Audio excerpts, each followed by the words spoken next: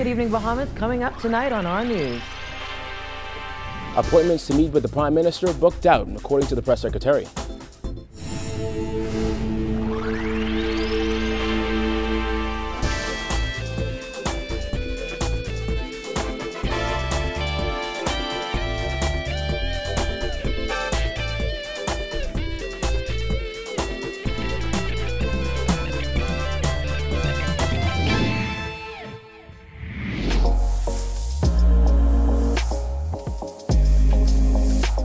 Our news is brought to you by Alive.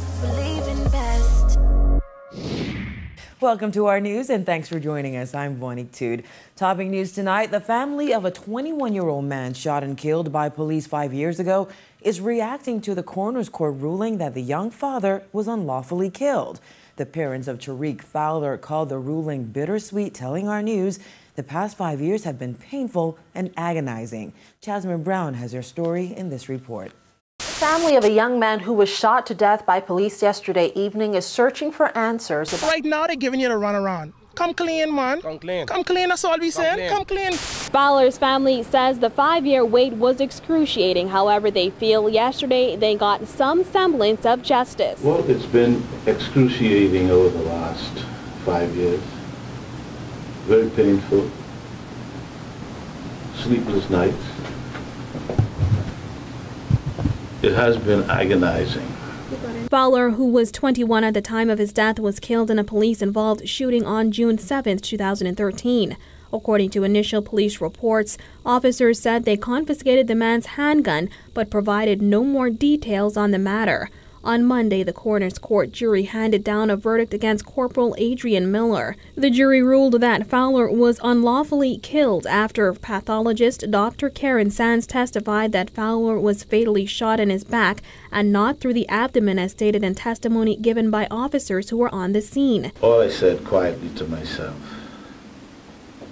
finally there is some closure. Some form of justice.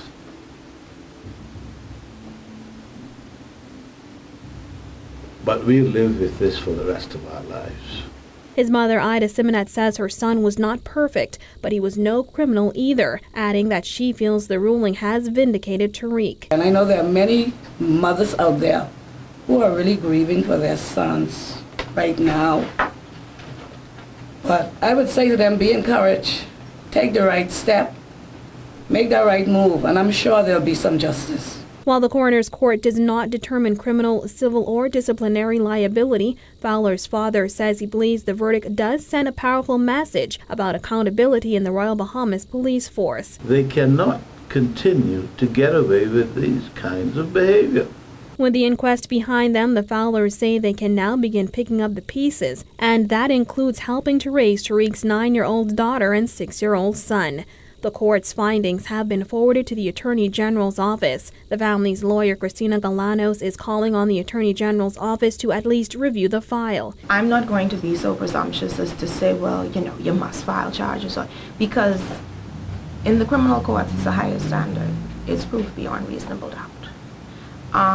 But I think we owe it to this family, we owe it to society to review the file. Reporting for our news, I'm Jasmine Brown. As parents prepare to send their children back to school, the Social Services Department's policy shift on uniform assistance is facing major backlash, with criticism even coming from a former Prime Minister and a young Free National Movement MP. Jillian Gray reports.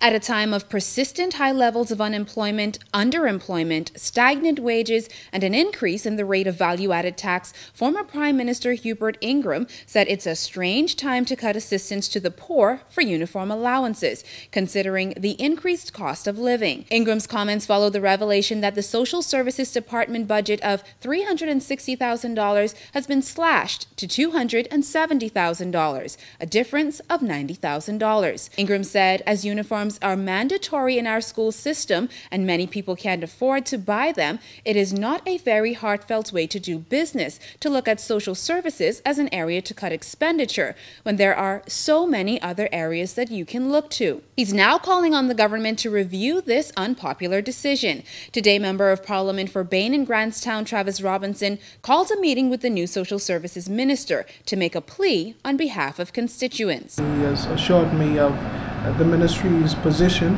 to ensure that no student or individual who apply for the uniform assistance will be disenfranchised inside this academic school year. So I take comfort in the minister's position and statement and his response to me in relation to this issue. Now, Robinson said he had numerous families coming to his office and complaining that they were turned around by social services when asking about the uniform assistance. It was those complaints, he said, that prompted him to not only speak to the minister responsible, but also plan to take action by planning to purchase uniforms for families affected within his constituency. As we did last year, we took 200 students from the constituency to Sandy's to purchase uniform. That initiative, I'm pleased, will be back on again this year. Uniform assistance policy shifts came to light last week when Shadow Minister for Social Services Glenys Hannah Martin blasted the government for reducing that budget, which she predicted could hurt many families in need. He also hit back at those Bahamians who have been critical of people seeking help for multiple children. Members of the general public who refer to individuals who need this assistance as looking for a handout or dependency on the government. And I wish to dismiss that as utter foolishness. That is garbage.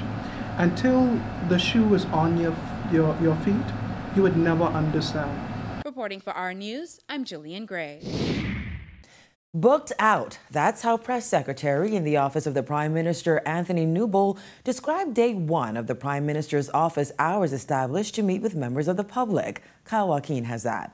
In speaking with the Prime Minister's press secretary today, he said it appears as though people are biting at the opportunity to meet with the Prime Minister, even if it's just for 10 minutes.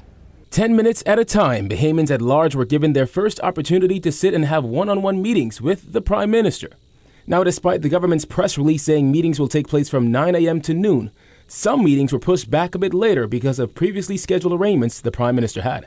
People have already started to see the Prime Minister, regular Bahamians, coming to voice their concerns to the Prime Minister, and he will do that for another couple hours, as was said in the release. Now, there weren't any lines nor any crowds at the office. Newbold stated that some 10 appointments were made as the phones rang off the hook with people trying to have their 10 minutes with the Prime Minister. But this meeting opportunity is only for every Wednesday until September 12th, and for only 3 hours. So what about when it's all booked out? Hopefully he will provide some other space when it can happen. But again, it's a beginning. It's an opportunity for some people, again, who ordinarily would not be able to see the Prime Minister. This is an opportunity for them to do that. But with this opportunity for the average Bahamian to meet with the Prime Minister comes the question of security. We spoke with National Security Minister Marvin Dames, who said more security personnel have been assigned, cell phones confiscated, and metal detectors will be installed. He called it the start of a tiered security approach, soon to hit all government agencies, similar to what's done in the U.S. Every time you visit a federal building, you walk in, there's a metal detector. Right. Your bag search, whether you like it or not. You leave an ID at the desk. You get some card that recognizes you as a visitor, and then you go to your meetings. You can expect to see that moving forward. At the end of the day, the press secretary says their goal is for the Prime Minister to meet with as many people as possible. For our news, I'm Kyle Joaquin. The Prime Minister and officials from the United States Embassy signing an amendment to the Letter of Agreement on Narcotics Control and Law Enforcement. Mena says this is the 8th amendment to the agreement. It allows for increased funding for several programs aimed at reducing crime. This most recent amendment will result in the United States providing over $1.4 million for law enforcement professionalization support and the rule of law, transparency, and anti-corruption reform in the Bahamas. Menes says the funds will also assist with legislative reform, the creation of anti-corruption bodies and training for officers, as well as the financial, judicial, and civil society sectors. U.S. Chargé d'Affaires Stephanie Bowers also touted the importance of the agreement. This amendment expands the scope of this assistance to provide technical support, training, and equipment in furtherance of the Bahamian government's transparency and anti-corruption efforts. Taking on corruption is a tremendous challenge for any government. Corruption corrodes the foundations of democracy as well and undermines trust in government. For we know as corruption grows, freedom and prosperity wither. In fact, corruption takes on many different forms which negatively impact society. When corruption leads to a failure to enforce regulations or laws on the books, it is often the people who suffer. Foreign Affairs Minister Darren Henfield says this latest signing is a testament to the strong partnership between the two countries. We share common interest in combating drug trafficking and crime, because a safer Bahamas is a safer America. Government will begin an active recruitment drive for a new corrections commissioner within the next month, according to National Security Minister Marvin Dames, who says they will be advertising for a replacement for Acting Commissioner of Corrections Patrick Wright, who is currently on pre-retirement leave. And that advertisement will go abroad, as well as we will send it out locally. Our hope is that at the end of the day we will have a Bahamian leading that institution, but we're now looking for someone capable of transforming it into a modern facility. This change comes as the Ministry of National Security moves to strengthen the Bahamas Department of Correctional Services. We're moving very, very assiduously to modernize that institution. The prison was thrust back into the spotlight over the weekend after authorities thwarted an escaped attempt by 2 inmates. Officers discovered a hole in the ceiling of a maximum security cell while doing routine checks. 2 of the inmates who were housed in that cell are expected to be formally charged. Since that incident, Dame says assessments have been ongoing. You know that we're dealing with a very, very aging structure. And, you know, from time to time, we will have certainly incidences where persons would attempt, given the age of the structure. And so what we have been doing since the incident is doing an assessment of the entire maximum security. And still to come on our news, the former Crystal Palace Resort will soon be no more. Plus, the PLP leader defends web shop bosses. That's coming up when our news returns.